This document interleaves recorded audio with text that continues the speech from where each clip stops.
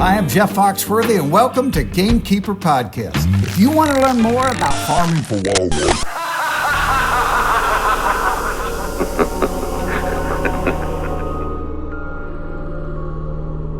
all right, everybody. Well, welcome, boy. That was some kind of intro there, and spooky. You know, this it's just coincidentally this is our 13th episode, our 13th podcast, and we've kind of been planning this for a couple of months, and then when we realized the 13th episode was going to fall just right after Halloween, we decided to speed it up a little bit. So this is a supplemental podcast. We're not going to charge anybody for this one. It'll be that's good. Value added. I like pro bono. Yeah.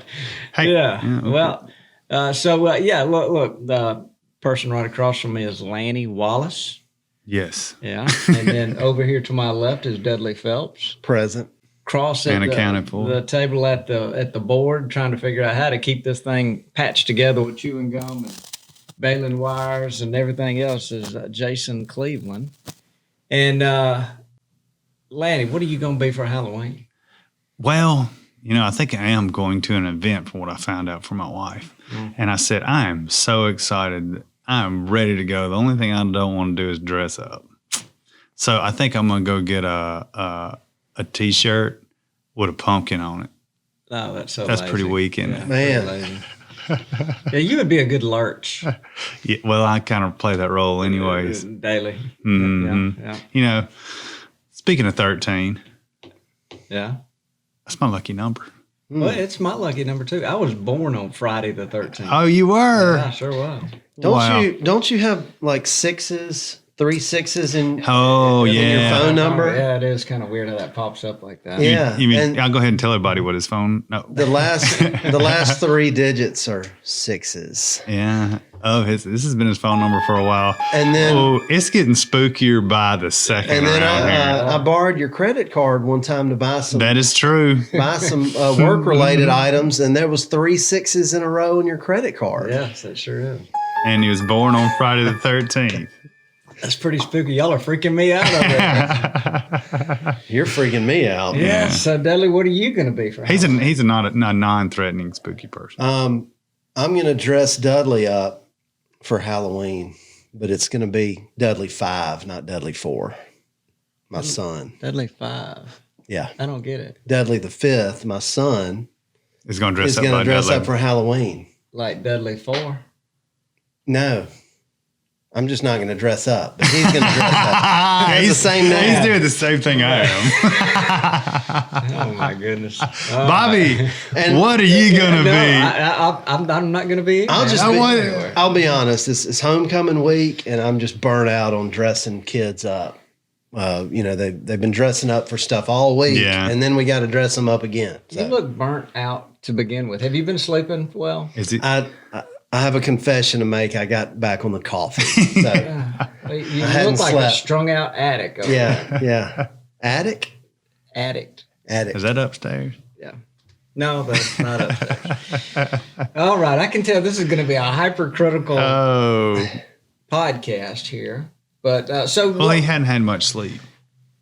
So he's sleepless and starvable again. Well, and we tried to get him to drink some coffee a minute ago. And he turned it down. He's having water. Yeah. So, look, blood on the biologic. Did anybody see the deer Marjorie killed? He consistently kills giant deer. This is a new. It's It's a typical over 200 inches. 200-inch typical. Yeah. It's crazy. That is the top of the mountain on whitetails right there. It's just amazing. My money's on him to kill one that'll be the world record one day. Well, he always ups himself. It seems like. Might take him a year or two on that one, though. It is. I would say, Bobby, statistically, you're probably right. He probably does have a better chance just because he's proven himself over time. Yeah. I don't see, how he holds his composure with those great big deer. That's impressive. I think he just knows that much about them. I really do. You know how fanatical he is, and I think he knows those deer in and out, So I term it, I think Ben Mackey said it best one time. A lot of those guys are at a level where they're not hunting deer. they're assassinating deer. Is the best way to put it with the technology. And look, it's he's got to be in the right area and put the work in to do it. Mark is a shining example of somebody that, that's the most impressive thing about him is that he consistently does it year after year after year. And he's got his own personal system for doing it. He's not dependent on anybody else. No. And he does it right. And he does. And that in itself is hugely impressive. Now, he is very blessed to have the resources that he has to, do the things he does. I'm not, which it takes that, but still. What he is able to do is impressive. Well, all that's impressive to me. Dudley, I know you want to say something, but let me finish this. We need some of those lights. All that is impressive. But the fact that he's in that blind with a camera guy and he can keep his composure with a 180 to 200 inch whitetail out there, and he can work with the camera guy to make sure they get it all on. And more film. Often than not, archery. So impressive. Because I know I've been in a ladder stand in a 122 inch, and my leg will start shaking, and then I'll lock my leg so it'll quit shaking, and then my whole body starts shaking, and I just can't keep it together. My heart beats so loud that I have to close my mouth when deer are around me. You can hear it going. Yeah. Well, it's impressive to me. And even if I close my mouth, you can still hear it kind of in there. I have to not look at it. Oh, yeah. I don't make eye contact. Never make eye contact.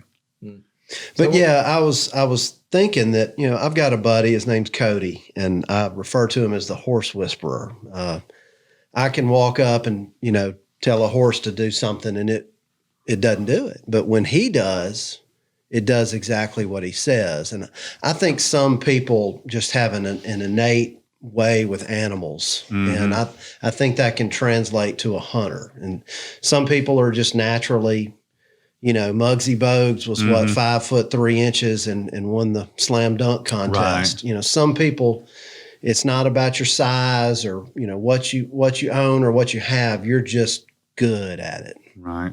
And that almost goes back to that, what is it? The Hex system, whatever that thing is that controls your energy. Oh yeah.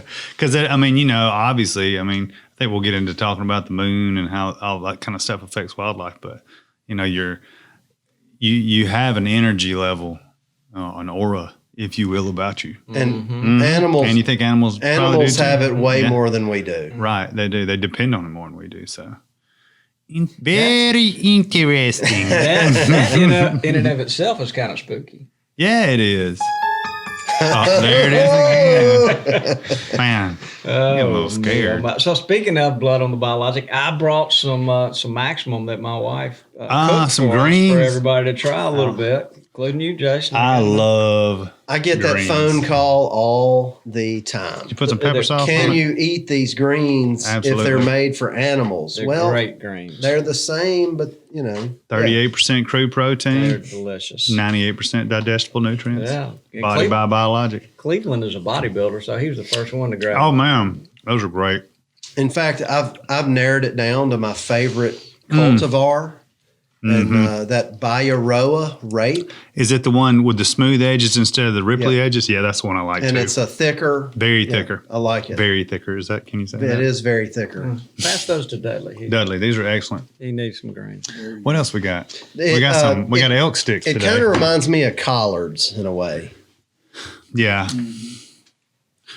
They are good. And we went that back in the Portland days. Speaking of Portland, we're going to talk to Daryl today, aren't we? We are. Yeah. But we used to, those fields were sandy down there, and they'd have the big tubas in the field, and we'd eat those. They're really good, too. And those are excellent. That is good. They're really good. Yeah. I'm going to have to get Miss Melissa's recipe. Little salty. Yeah. No sugar. It didn't even need any pepper sauce there. Good. Well, you put a little pepper sauce on it, it really... It's a snap up. Yeah. Snapping. All right. So... we're talking about the big deer Mark Drury consistently kills. Yeah. So, we can move on, but he kills a over 200 inch typical with his bow this past week. And I just got to give him my hats off. I'm going to have to say that Final Forge did it for him. They've been gosh, they've been playing biologic since biologic was started. And Yeah. his plots, they're as good as anybody's. He's as into it, like I said, as anybody, even from a science perspective. We're bringing that soybean out this year, the Game Changer soybean. And we called to talk to him about it. Man, he had so many questions I couldn't answer, asking about amino acids, and I'm like, "Whoa, you need to talk to Dudley." Yeah. Even that's over my head. Have to call the soybean folks. Yeah. Yeah. So Dudley, what about what have you want to talk about today? Anything specific? No, I kind of want to brag a little bit about my brassicas. I went back to my place, the spot that I basically top dressed the seed around September 1st, actually August 29th. And, didn't disc it or anything. Sprayed, throw the seed out. Was intended on mowing it to cover the seed, and it started raining. But this is year 6 in a row, and I've done this crude process that a lot of people call throw and mow. And once again, it looks excellent. There's a few little bare spots, but it's knee high. It's already making tubers. So we're 2 months in.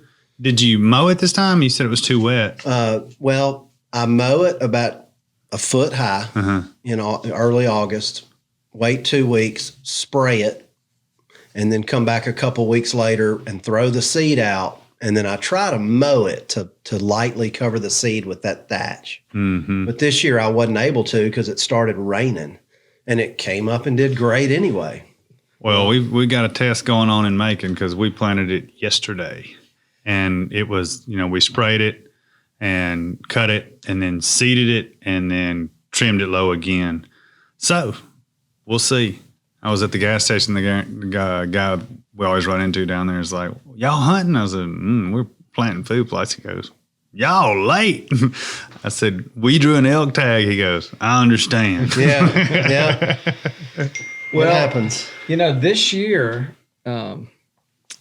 there's been so much rain. I mean, I can't remember a year where we've had more tropical depressions, hurricanes. I mean, it seems like every Wednesday that we've been in here, we're watching the Weather Channel, and there's some systems. And now there's Zeta. Zeta's coming on. Yeah, we've all had plenty of chances to put seed out in front of a rain front. That picture you sent is from Mississippi with those is it John Paul's brassicas that you sent around? They're gorgeous. Oh man, they look like the Drury's brassicas. Yeah, he caught it just right. That's full draw.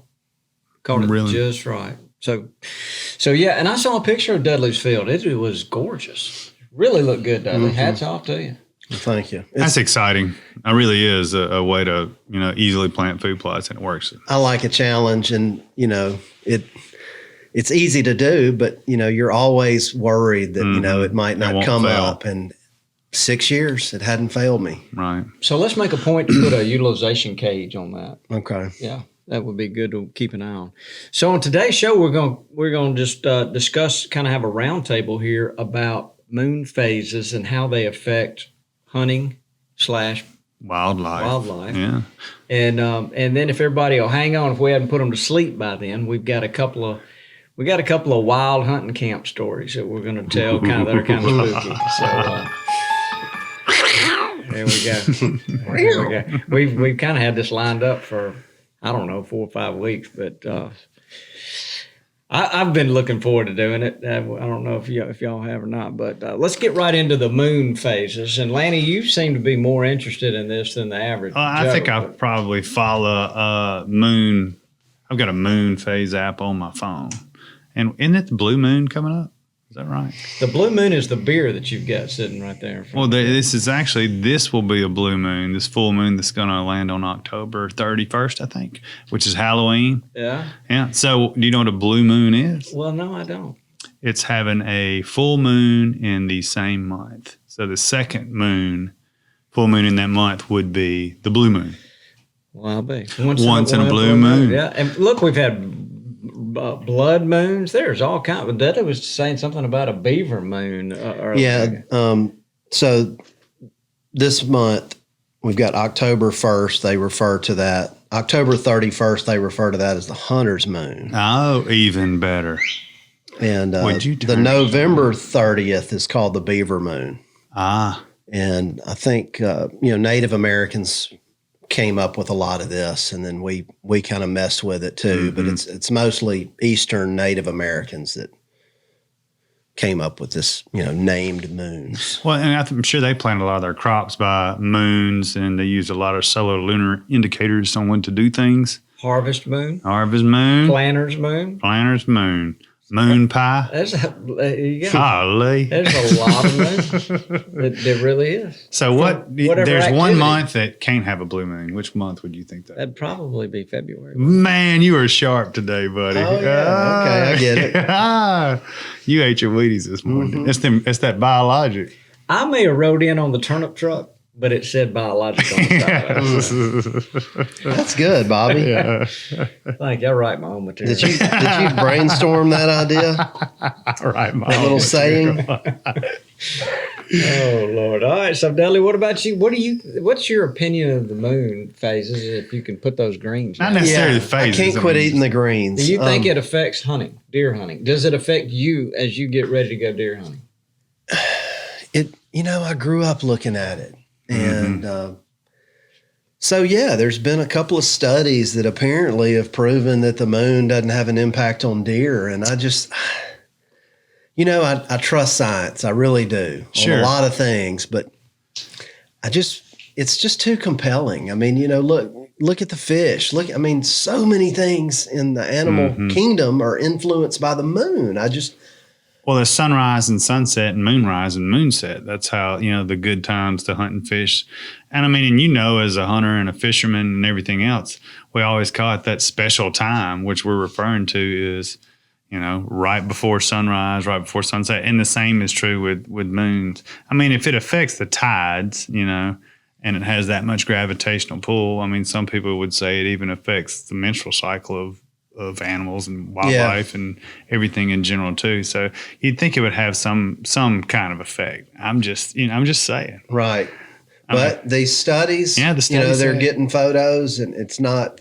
Yeah. That, you talk about that one at the King Ranch, where they put collars on them and they couldn't find any significant relevance between deer movement and moon phase. No. However, they did say that the lowest daytime movement of deer were doing a full moon, and the highest daytime movement were doing during the new moon. Which is the opposite of what? No, I would think right. From a light perspective. Right. So Okay. they can see better at night, so they're able to feed. I've heard ducks migrating at night. They were here yesterday, full moon wind, they flew.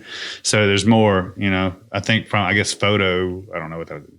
Just more light or less light for them. So you can't say the moon doesn't affect wildlife movement just from that simple fact. I don't think you can. Now, I'm not saying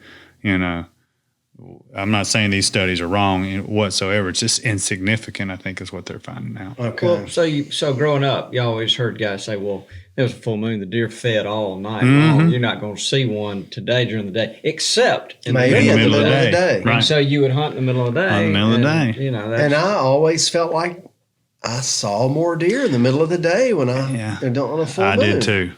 I have to. And, for me, for fishing, because I target, predatory species of freshwater fish, I guess is the best way to put it. They tend to want to feed in the lowest light conditions. You think about a flathead, how his eyes are, and where he's designed to feed from, and so then you got the phases of the moon, and then you got in the illumination of the moon, then you got how close the moon is to the earth. Gravity. Yeah. And it's called the perigee, which is when the moon is closest, because it's not a perfect circle, it's oblong, the orbit of the moon. And then an apogee is when it's furthest away. So like planning if I can plan to fish, for flatheads specifically, I'm going to try to fish the weekend where there's a new moon and it's the apogee ideally. So it's the furthest away and it's the least illuminated. Therefore, the water is darker So that predatory species of fish It's going to be closer to the surface? Now he's going to feed more. Okay. Going to feed more. Weekend. When did that affect anything? I'm just saying when I have a chance to fish, just try to line it up. I say weekend, it doesn't always fall on a weekend. You'd go every day during the week. Well, I would if I could, yeah. But now I got to plan more things. So, yeah, I do have access to go. But that's so I just can't. And, fishing, saltwater fishing, everything's about the tide, even diving, slack tides, when the current, because it's going this way and then it changes direction. That's when you fish, and do those kind of things. So I don't know. I believe it's a huge, it has a significant effect on all types of life forms on the planet Earth. How about that? So maybe the reason I'm seeing deer in the middle of the day is because I'm confident and I'm actually. Because you're there. Yeah. Yes, because you're there. Well, I do believe those deer were probably up all night. So, how when they would, if it's darker, they're going to move in those twilight phases. But if it's light, they're going to have more movement through the night. So they're going to go to bed earlier. Right. Therefore, they'll wake up. You know what I mean? Yeah. And that's why it makes sense to me. But apparently the studies have proven that that's not the case. So now, I think what they were talking about is the moon phases. Okay. So, and buck movement specifically. Well, they did note that it wasn't significant. But again, the same studies noted that the greatest daytime feeding movement was during a new moon when it's darker at night. And that's normal behavior. Yeah. It's just moving that behavior forward or backwards. Same way for us, because those nights, we get out of the dummy line, there's not a moon. He sure ain't no street light anywhere around. It is. You put your hand in front of your face, dark. And then there's other times you get out there, you can see all the way across that big old clear cut. Right. Mm-hmm. Like the inside of a cow's stomach. Yeah. So one time, several years ago, I went to Minnesota, and Todd Ammonroot and I fished for muskies with Bruce Hudala. Mm-hmm. And I'd never done it before. And we had this guide was taking us. And, they say they're the fish at 10,000 casts. So Bruce and I were 9,000. We were, and Todd just sat in the back of the boat. And he said, I'm going to wait. And the guide kept saying when the moon gets to the certain, it's kind of the best bite of the day. So all day went by and Todd hadn't fished yet. Todd hadn't fished yet. and then finally he kind of gets up and grabs a rod. Stretches. And he casts for about 15 minutes, and then he catches a 54-inch muskie. Wow. None of the rest of us had even seen a fish. He caught a 54-inch muskie. It was the biggest thing. I had to hold him by his belt to keep the fish from pulling him in. Wow. We got the fish netted, and then the guide said, see, I told you, look at the moon. And we looked, and the moon was touching the top of the trees. And the guide had said, when that moon gets to where it's touching the trees, the muskie will start. So did Todd put his rod and reel up after that? He was exhausted after that. That fish whooped him. And the people that didn't catch anything were exhausted from casting all day. Well, we were, 10,001 casts and didn't. Those huge plugs. But that was all about the guy was right. And then I fished with this guy up there that was talking about the moon and muskies later, and what a big deal that was. So it seems like it really affects fish, I guess is my point. Yeah, I would think, because the pure gravity of the moon versus the sun is what creates the tides. That water's moving. I don't know if you spent much time underwater, but when you got a lot of current, it's a lot harder to move than when it's a slack tide or in between the tide changes. So, yeah, I don't know whether it's illumination or gravity's the pull of it on the things on the earth, but I just can't. I think anybody that's spent their whole life outdoors would say absolutely the moon has an effect on wildlife. So if I'm planning a fishing trip, I might really look hard at the moon. But if I'm got a hunting trip or something, I'm just looking at weather. Weather's more influential. I think weather's a bigger influencer. I would definitely say that. And going back to that perigee and apogee, you ever heard of is it a neap tide, and what they call it? So that's rip tide? No, neap tide. It's a very small tide. So that's when the moon is further away from the earth. Okay. And when it's a big tide, it's when the moon is closer to the earth. And what tide is that called? I don't know. I'll find out. As long as you don't say roll tide, we'll be You know, Yeah. you ain't gonna hear that over here. We ain't saying There it is. Yeah. Well, maybe look, maybe it's like a minor tide, but a different word for it. I got it right here. But y'all move on. I ain't gonna hold you. Yeah. So, wow. The minor tide, the nip tide, rip tide, the moon. You know, so you're saying that at times the moon is further away from the Earth? Because it's not a perfect The circle. orbit? It orbits, yeah. The orbit is not perfect? Right. And you know, probably. I always thought it was just an optical illusion, the way it looks so big sometimes, and sometimes it looks so small. No, it's closer. I mean, closer to the Earth. I don't know what the variation is, but it's significant. I mean, because you can obviously see it with your naked eye. When it first rises, it looks giant. Mm-hmm. And then later on, you see it as it kind of reduces back down. And that's because of all the dust particles and whatnot in the air acts to magnify it. Is that right? Mm-hmm. And it's usually more pronounced, when it's dry in the late summer and there's more dust in the air. Mm-hmm. AP. But the moon, it does come up about 50 minutes later every night. 50. So when you look at these moon charts and whatnot, you'll see like the peak time. Mm-hmm. It always changes by roughly 50 minutes every day. Yeah. And so, yeah, when you're looking, you're camping or something, and you notice that the moon comes up at a certain time, you can impress somebody and say, "I bet it'll come up at this time tomorrow night." Whoa, bro! So it's a spring tide and a neap tide. Okay, So good. not spring because of what time of year it is, because it springs higher, and neap tide is small. And I think don't they flounder? They want to flounder on a full moon and a neap tide on the coast. I'll have to ask cousin Jess about that. Yeah, we'll have to get Jess on here, and he can talk about the Jubilee and all that good stuff. All that good stuff. Pretty cool. Yeah.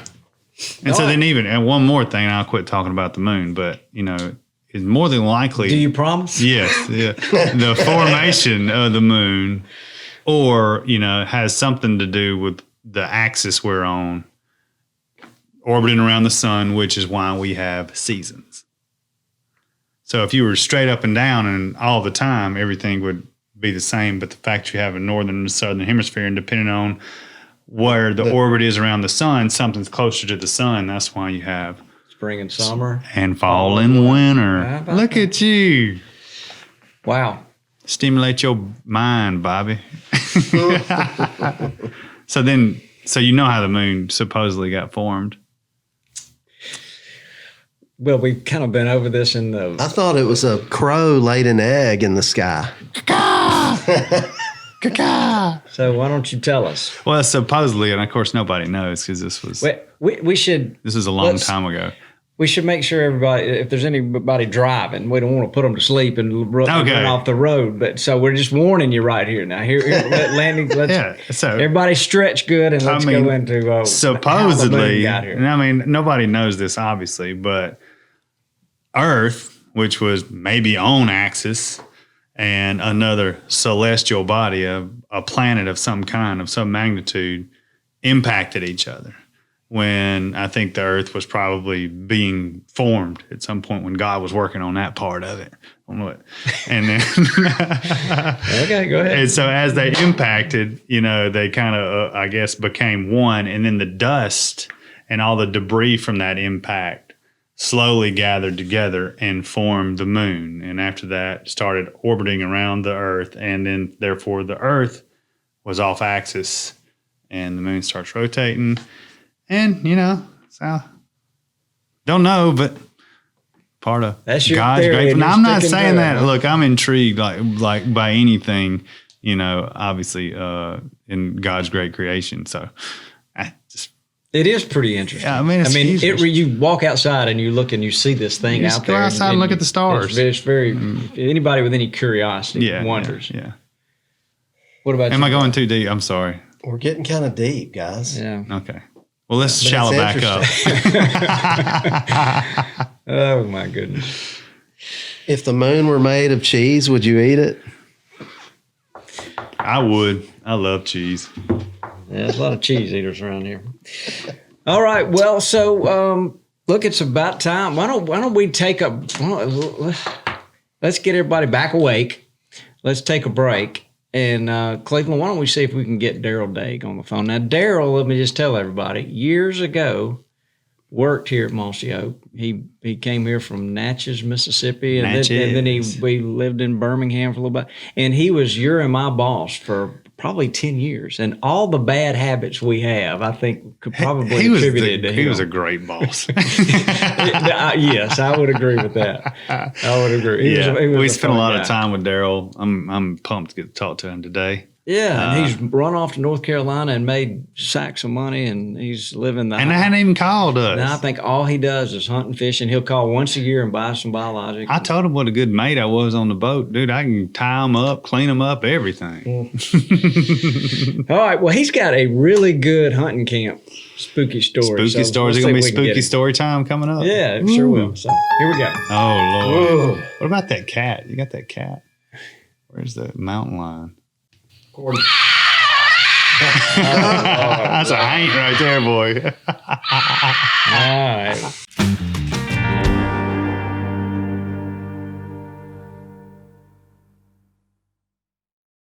When I first bought this farm a short time ago, every single field was grown up with brush 8 and 10 feet high. But it went from that to this.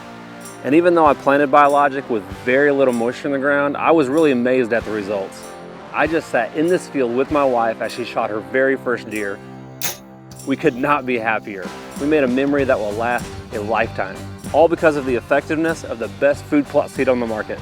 Biologic is better seed, pure and simple. Log on to plantbiologic.com to learn more. Hey folks, it's Jeff Foxworthy. You know, when I was a kid, my dad bought back the farm that he had grown up on, and I absolutely loved that place. I knew every square inch of it. It truly was my favorite place on earth. And when you're looking to find a favorite place for you and your family, Mossy Oak Properties can help. Visit mossyoakproperties.com to begin your search today.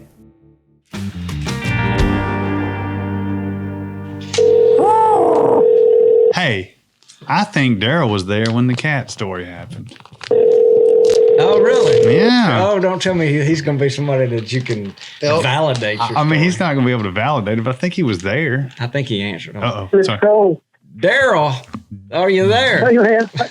I'm here. What are you doing? We're good. We're good. I've got Lanny here with me. And Hey, Daryl.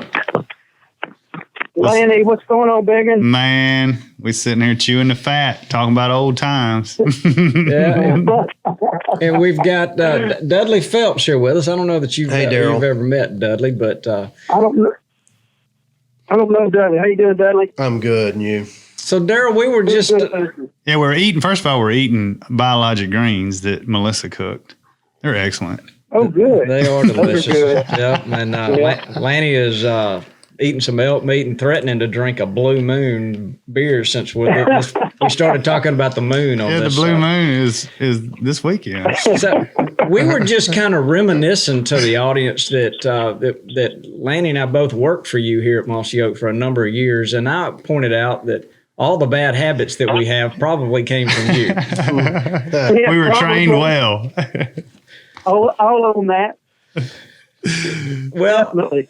yeah, and so the reason for the call is we since it's Halloween, we wanted to talk about. We wanted just to go through. Lanny's got a scary story. We all got a little bit of a little scary story we were going to tell, but you have, in my mind, the quintessential scary hunting camp story, and we were hoping that you would tell that. Well, you know, Bobby, I've got a whole host of Miss Bessie stories, but I'll be glad to share with you any and all of them that you want me to. Well, the one Which one in particular are you talking about? The one that I'm thinking about was that just I just can't get it out of my mind was when you and I think it was your brother-in-law, and he had a young son, and Right. and I think y'all were the only ones there. I'm not sure about that, but yeah, I know y'all were asleep in the room upstairs on the right.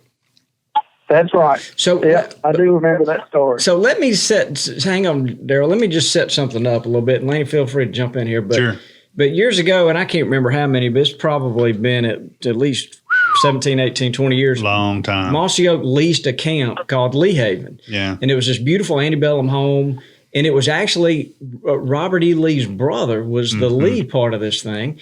And the house is still there. It was just gorgeous. And it had there was a lady there, Miss Bessie, and there was a camellia garden out back that still, remnants of it are still there. And she was, according to the lore, was killed by a pack of Dalmatians.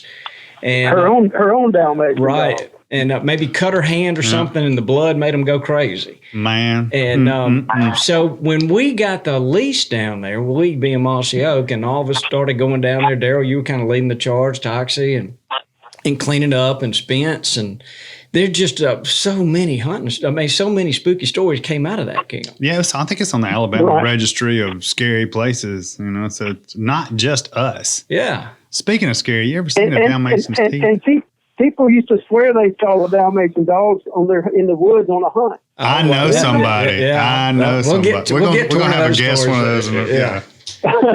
Yeah. We sure will. So, special guest. So with that said, I'd love for you to tell that story, but if there's another one that you think is equally worthy, feel free. Yeah, it's already sounding. Yeah. Let me tell two stories, if you don't mind. No, go ahead. Because the first story, I guess it was probably the early 90s when we first leased that place. And the house when we got there was in shambles, if you recall. So we spent, some amount of time to kind of demoing the house and turning it into a hunting camp. And in the midst of all that demo work and restoration work that we were doing, if that's what you want to call it, we had readied up one of the bedrooms upstairs, so we had a place to sleep while we were there fixing up the house. And this was very early on, and one weekend, Claire and Taylor and I were there, and we had been at Shamula playing with the hazes, and we'd been at Lee Haven messing around the house and riding on the land, and Claire was probably 8 and Taylor was 4 or 5, something like that, just kids. They wanted to go spend, they were my kids, my children, and they wanted to go spend the night at Lee Haven. So we packed up our gear from Shamula and went to Lee Haven about probably 9:30 or 10 o'clock one night. And so I had Claire and Taylor and sleeping bags and a whole host of stuff. So we drove up to the house and parked the truck right behind the back porch and walked up on the steps. And at that time, there was a master lock situation on the back door. So I had to put everything down, and the kids are right beside me on either side, and I put all the bags down. I opened the door, and I did the lock, and opened the door and reached my arm in and flipped the lights on, and the lights didn't come on. But I could see through the dining room to the living room into the stairwell, if y'all can recall that. There was a light on in the stairwell inside. So I know that light well. Yeah, right. So I grabbed all them. I said, come on, follow me. So we kind of wiggled our way through all the mess that was downstairs at the time and found our way to the top of those stairs where there was another lock on the door. So, and Taylor are 2 steps behind me, and I kind of set everything down, and I opened the door, and I had to kind of run into the landing because there was an alarm in there to key the alarm. So I did that, and I left the kids in the hall and went in to undo the lock. And when I turned around, the kids were kind of frazzled. It was kind of weird anyway. And so I put in the code, and about the time I turned around to retrieve the kids who were kind of wide-eyed, the alarm went off. And again, if you'll recall, the alarm was a speaker right over the door, an 8-foot ceiling. It's a great big old speaker. And all of a sudden it went off, and it was this ear-piercing alarm. Wah, wah, wah, wah. And that got the kids all riled up. And so I turned around, they're latched onto my legs, and I start keying the code trying to get it undone, and I couldn't get it to go off. Oh, no. And it seemed like an hour, but it was probably about 90 seconds. I said, nobody's coming. It's not like the alarm's calling the sheriff. Right. We're in the middle of nowhere. So I said, we got to go. I don't know how to turn this dadgum thing off. So we grabbed all of our stuff, and we marched back down the stairs. And, of course, the kids are kind of latched to me now because it's loud and it's dark. And I get to the back door. In fact, I'm carrying Taylor at this point because Taylor is scared. So I would get down to the back door and put everything out on the back porch and put Taylor down and reached around to shut the door. And while I'm shutting the door, every light in the house comes on. Just boom, on the back porch light, the kitchen light, the dining room light, the living room light, all the lights upstairs, the whole thing lit up. And I went, whoa, that's weird. So I shut the door, locked it, jumped in my truck, kind of threw everything in there. And I turned, you had to back out, kind of loop around the side of the house to get out on the highway. And as I made that turn and looped by the side of the house, I stopped and rolled my window down just to kind of take it all in. And it went dead silent. Lights out, alarm off. Dead silent, gone. Like somebody was watching us. It was the weirdest thing. Wow. She was. Ultimately, I believe that now. But at that time, there was rumors about a ghost in the house and all that. We hadn't really had an experience that I was aware of. So that was my first little taste of Miss Betsy. Prime the pump. And there were many. Yeah, right. And it certainly got my attention. And so fast forward, I don't know how long, probably a couple of months during the first hunting season that we were there.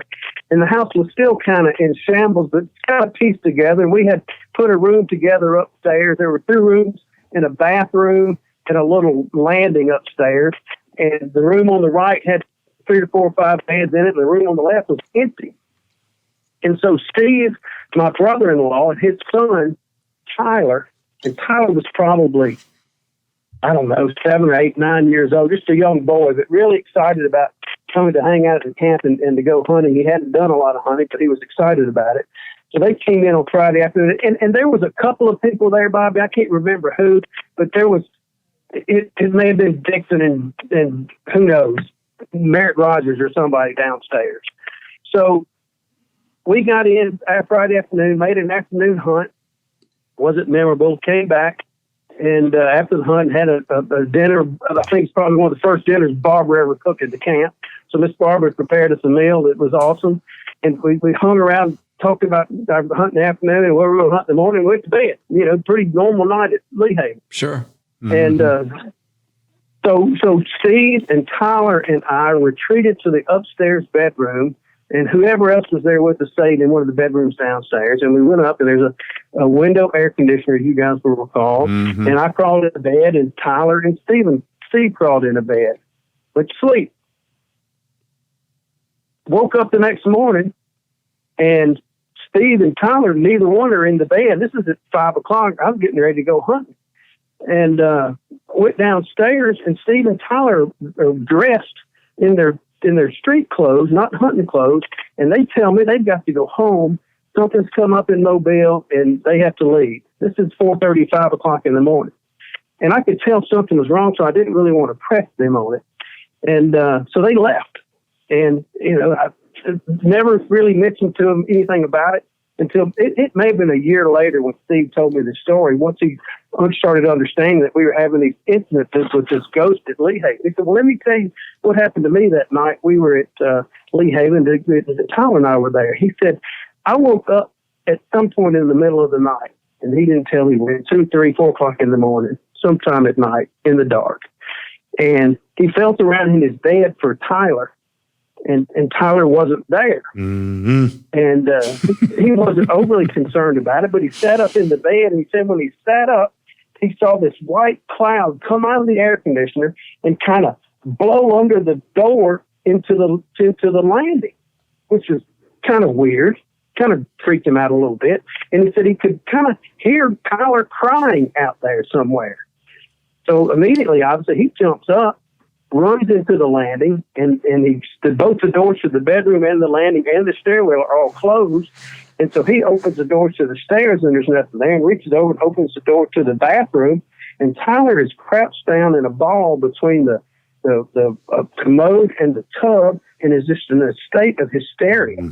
I mean, and Steve says it took me a minute or two to get his attention. He was just crying in a complete state of hysteria. And by the time he got his attention, Tyler forced out of his mouth, he said, Daddy, there's a lady in that room in a rocking chair, and she won't speak to me.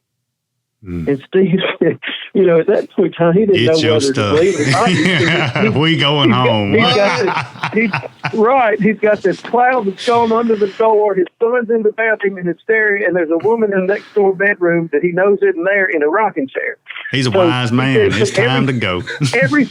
Right. He said it took everything he had to open that door to that bedroom and turn the light on, and of course it was empty. There was nothing there.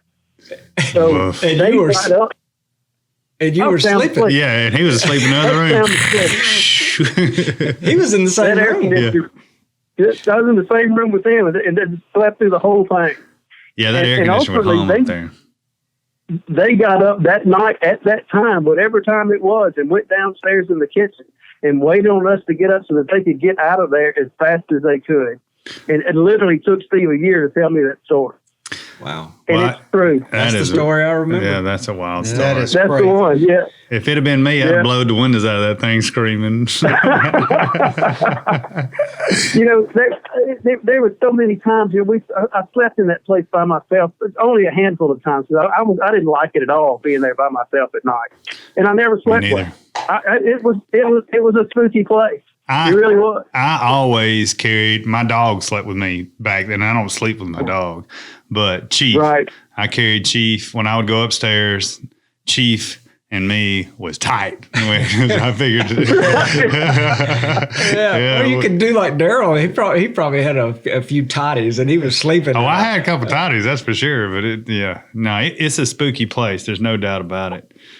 That light at the top of the staircase you're talking about, that's so vivid for me because I had a similar experience. I think we'd actually had Portland and Lee Haven at the same time.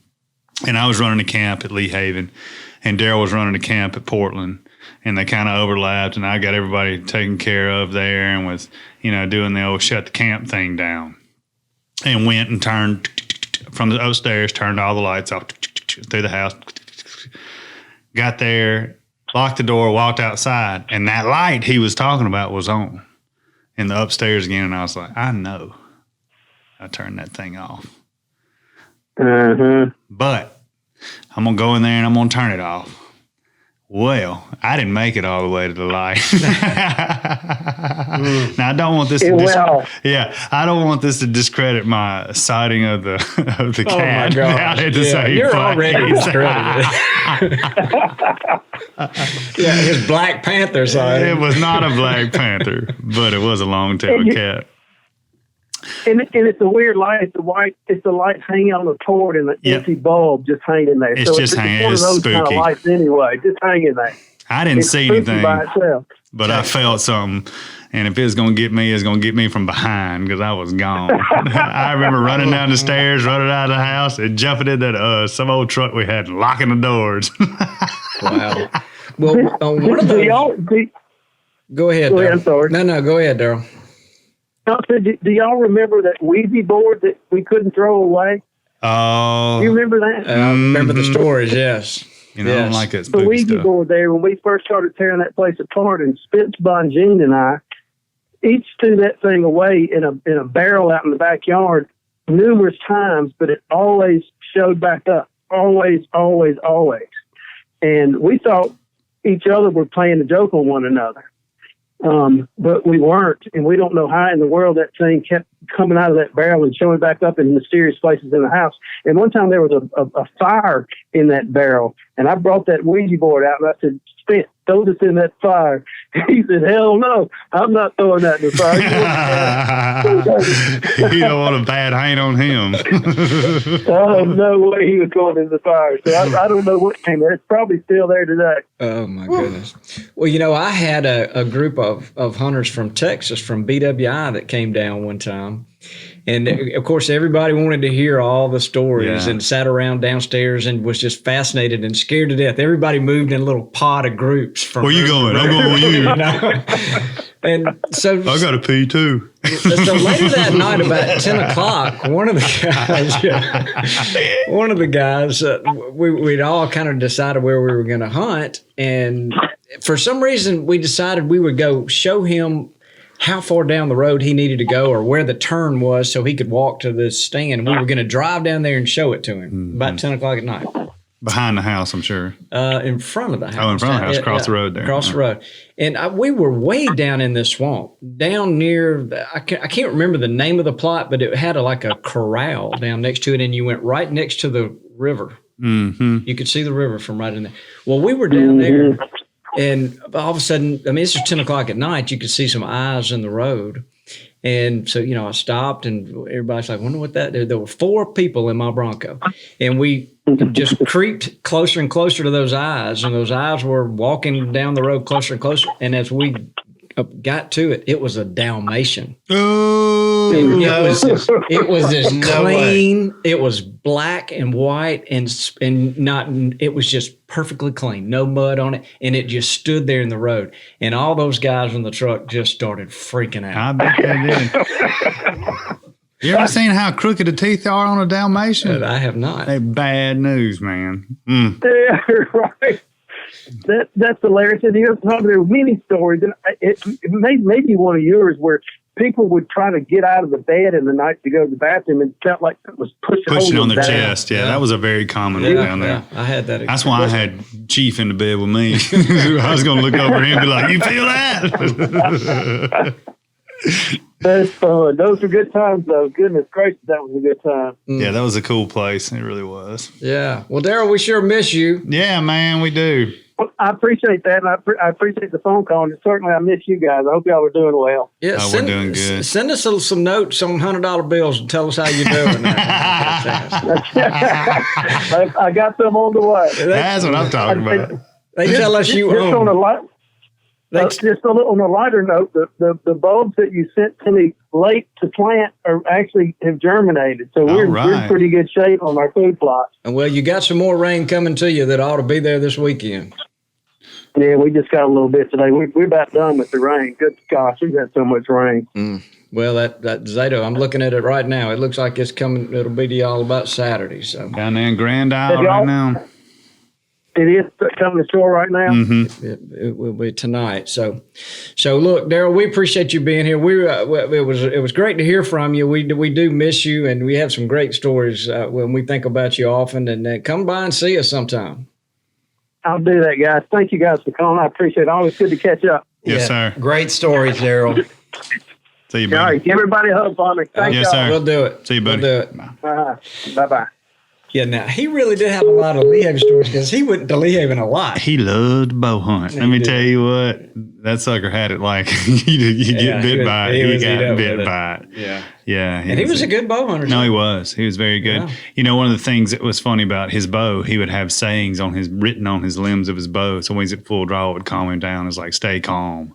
Yeah. He'd Pick a spot. spot. He was methodical about, Of course, he's that kind of guy anyways. You don't like the Blue Moon? No, it's okay. It's got Valencia orange peel in it, which I thought you would enjoy. Well, I thought I tasted orange peel. Did you? I did. Little hints. Yeah. So It pairs well with the elk sticks. It does. I think anything pairs well with the elk stick. So Dudley, I think you've got a little story. I was hoping you might. Yeah, I've got a little story from back in the day. My family land that my dad started piecing together when I was a little kid, and he passed away when I was in high school. He was like, we were best buddies, and that was a tough time for me. But I bet we just picked back up, and I kept using the place and still have it today.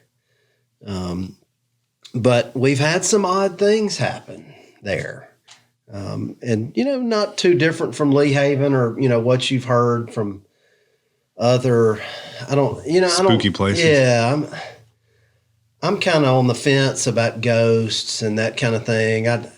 Spirits.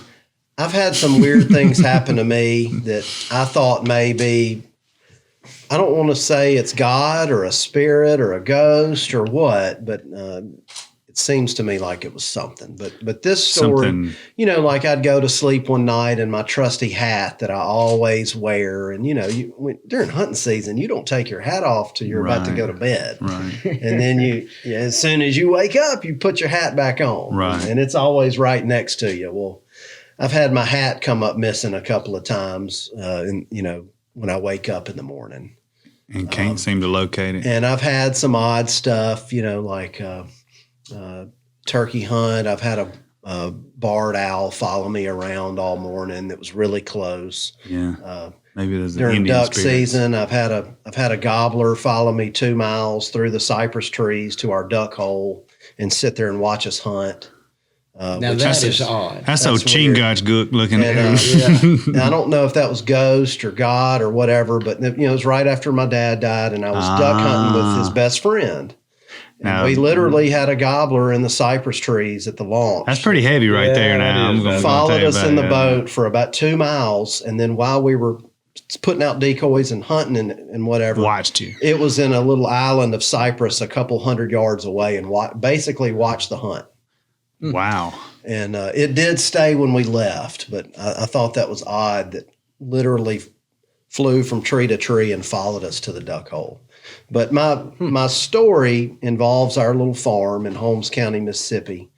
And it had an old cabin that was, I think, built back in the 40s or so from rough cut lumber, just a real, rickety cabin. And Wind to blow through it. yeah. Throw And, a cat through the wall. just A long-tailed black panther through the wall. Look out, here it comes. very rural. So this particular weekend I wasn't there, but one of my best friends was, and he was by himself and getting his supper ready, hanging out, just turned on the little 8-inch screen, black and white TV with 2 channels and, adjusting the rabbit Trying ears. to get them zoned in there. You got to have some mute, some noise. maybe there's Hiding Dudley's hat. yeah. But and we also had a little radio there, and would listen to football games and stuff like that. But all of a sudden, the radio started doing some odd things. Turning off and on, changing channels, lights flickering, and he was thinking, well, maybe it's just the radio. Yeah. And unplug it, plug it in somewhere else, turn it on, doing the same thing. And he started getting weird and scared. And, before long, it started evolving to the lights. And then he said he thought he could hear voices coming up through the floorboards, human voices. And, over time, the story changes Yeah. very little, but just because it's told over and over, but the story kind of remains similar, and it just kept getting worse and worse. The voices kept getting louder, the lights started getting worse, and he said, "I've had it. I'm gone. And he left. I'm gone." Yeah. And this is the weirdest thing, and I'm not going to say his name because he's a little embarrassed about it to this day. I mean, when something like that happens, it's scary, but you also are scared to tell your friends because they think you're crazy. They think you're crazy. Yeah. And so he called me as soon as you get reception, which is about a mile down the road, and his voice was different. He was terrified. He was terrified. Yeah.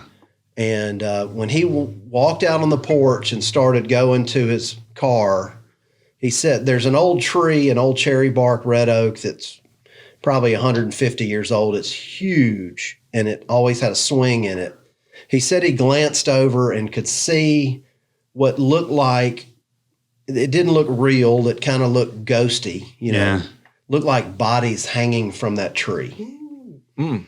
And Good Lord. and he was gone. And like I said, he called me in tears, Yeah. freaked out, and told me the story. And then days later, the story didn't change, Yeah.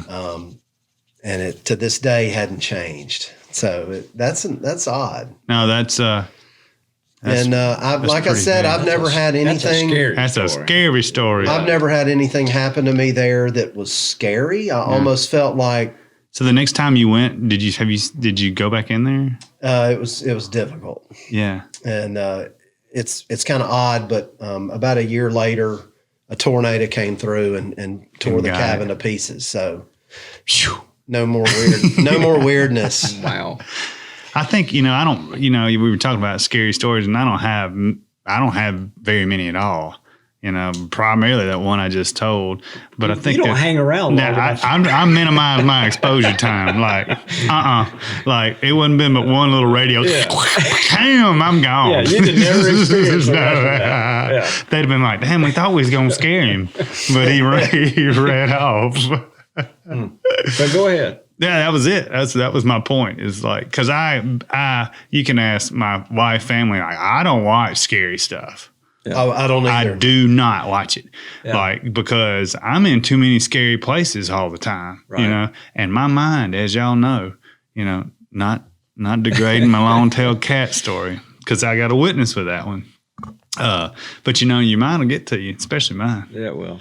So that's what a lot of this is your mind. Yeah, it really is. So I've ran out of the woods several times. So everybody have fun at the hunt. Exactly. Everybody have a work day. Go ahead. I won't. Let me change gears just a little bit. One of the things that kind of endears me about you guys, I'm going to ask a question, and I'll bet y'all don't know the answer to this. Both of either one of you. Do you know? Is this a did you know? Who won the World Series last night? Oh, that's out of my spectrum. I'll let you just say, how about who was playing in the World Series? I know one of those. I wish I could tell you that. Who's TB? I saw somebody with a TB hat on Tampa Bay. Yeah. Is that not? No. So anyway. Is that right? Boom. Long story short, you guys are so into all this hunting stuff, you just don't pay any attention to the I think the Cubs were in it like 4 years ago. I remember Daniel being fired up about the Cubs. Were they in it again? No. No, they weren't. No, you the TB that got you in the neighborhood, but the winner of it obviously wasn't TB. It wasn't Tampa Bay. No. So. Jason over here. Jason will know. He knew all the answers. So, yep. All right. So, look, I've got a little factoid. Wait, you're not even going to tell us what happened? I really didn't know. When I was driving to work this morning, they said the Dodgers won the World Series. And I said, well, I didn't even know we were having a World Series. So you asked that question and you didn't even know the answer to it either. I didn't know it till this morning driving to work. Oh, okay. So you're in the same boat we are. I keep up with college football. Yeah, you do. Obviously. It just surprised me. I didn't even know they were playing the World Series. So yeah, I hadn't missed much of a lick. I did miss a little bit. I can tell I was fond of SEC football when this whole thing broke out and they said they weren't going to play. I was kind of bummed about it, but yeah, that's about it. So one more thing, and then we'll get out of here. But it's time to go. The did you know kind of thing. I've got this vampire bat. Huh? It's from I'm a bat expert. From South America. And do you know that the range of it, one of the favorite things that this vampire bat can fly around, and then when it's got like infrared, and when it spots a sleeping mammal, say a jaguarundi, like a jaguarundi sleeping in a tree or something. They roost together. He can land on the limb and then walk down that limb and bite him. And his teeth are so sharp and so small that he can suck blood for 30 minutes and they never know it. Yeah. Is that not crazy? Yes. That is crazy. I'm glad we don't have vampire bats around here. I wonder if they ever get humans when they're asleep. Probably. But like you did that range of the jaguarundi, you showed that? This area where we live, you could have, I'm just saying it's Halloween, and we could have vampire bats out there. I know we got bats. Just ask my wife about the one that was flying around in our living room when I was duck hunting in the Delta. I don't know why she called me about that. Hey, bats are cool animals. My daughter had one come under her bedroom door a few months ago. She was sitting on her bed doing her homework, and she looked, and a bat crawled underneath her door. Oh my Lord. They're creepy when they're crawling. She freaked out, and I came and looked at it, and it was just flying in a circle in her room.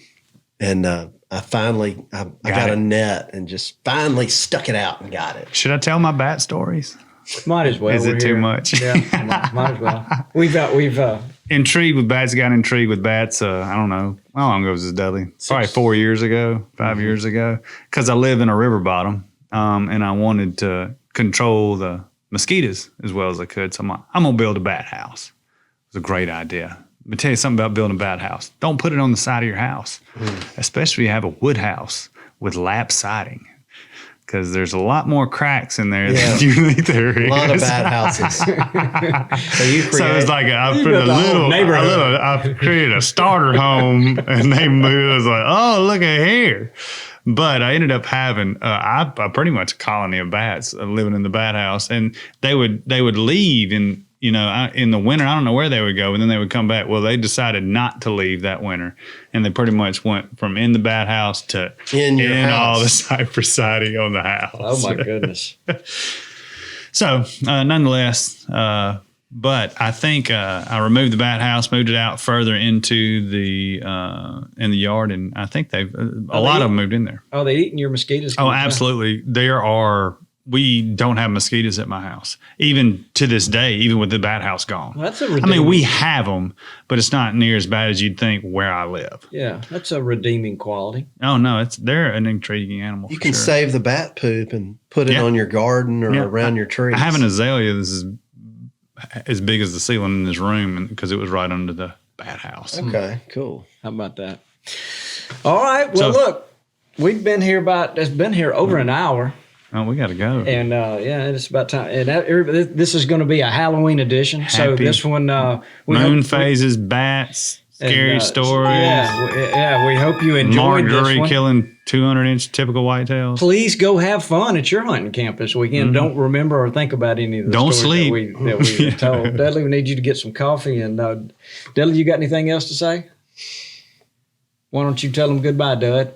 Goodbye, Dud. All right, Lanny, why don't you get us out of here? Get us out of here, Cleve.